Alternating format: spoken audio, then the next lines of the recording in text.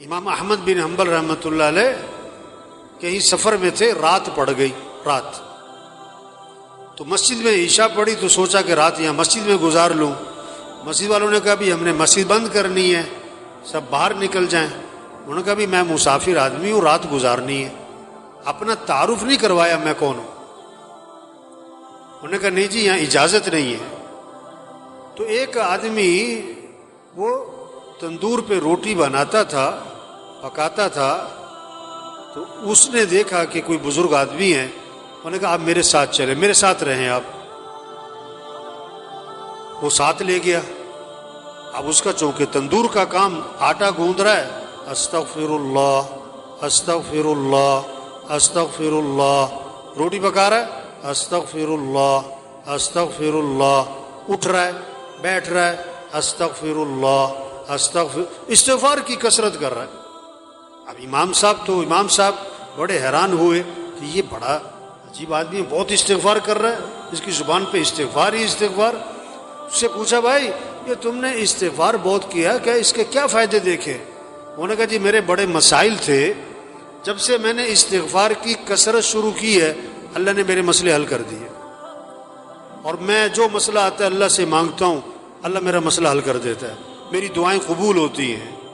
استغفار کی میں نے یہ فائدہ دیکھا، میری دعائیں بڑی قبول ہوتی، میری ساری دعائیں قبول ہوئی، ایک دعا ابھی تک قبول نہیں ہوئی، باقی ساری قبول ہو گئی۔ وہ کون سی نہیں ہوئی بھائی؟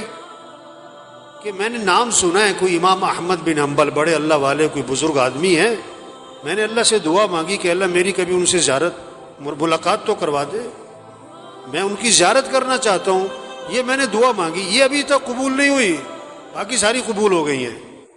امام صاحب نے کہا اللہ کے بندے تیری وہ دعا بھی قبول ہو گئی، میں جو تیرے سامنے بیٹھ رہا ہوں احمد بن حنبل ہی بیٹھا ہوں میں تیرے سامنے، اور مجھے لگتا یہ ہے یہ استغفار کی جو تیری کثرت ہے نا یہی مجھے کھینچ کے یہاں پر لے کر آئی ہے۔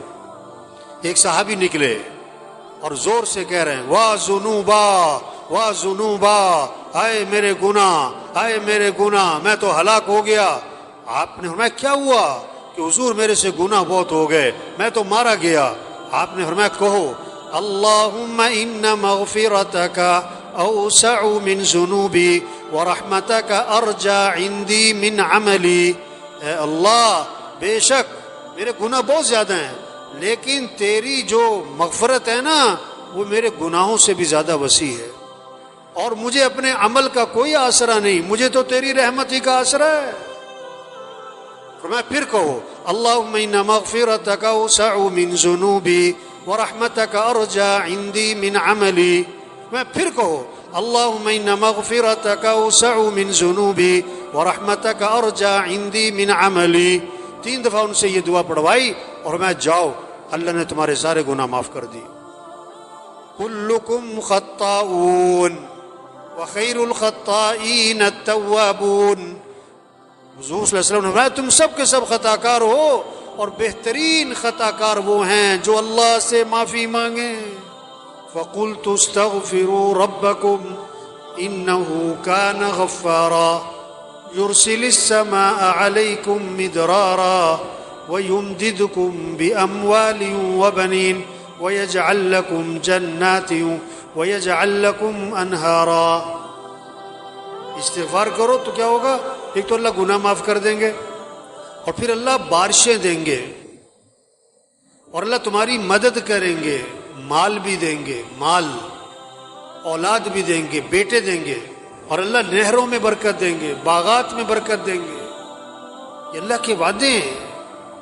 ہمارے مسئلوں کا حل حکومتوں کا بدلنا نہیں ہے، ہمارے مسئلوں کا حل مال کی کثرت نہیں ہے، ہمارے مسئلوں کا حل اسباب کی کثرت نہیں ہے، ہمارے مسئلوں کا حل استغفار ہے، اللہ سے معافی مانگنا ہے، اللہ کے سامنے گڑ گڑانا ہے، اللہ کے سامنے رونا ہے، اللہ کے سامنے تضرع زاری کرنا ہے۔ یہ ہمارے مسئلوں کا حل ہے، چھوٹے بڑے مسئلوں کا حل، انفرادی اجتماعی مسئلوں کا حل، غریبوں کے مالداروں کے مسئلوں کا حل، عوام کے حکمرانوں کے مسئلوں کا حل۔ استغفار استغفار اللہ سے معافی مانگیں، توبہ کریں، اللہ کے سامنے روئیں، اللہ کے سامنے گڑ گڑائیں، اپنے گناہوں کو چھوڑیں، جو غلطی ہوئی اس پر ندامت ہو، آئندہ اس گناہ سے بچنے کا عزم ہو،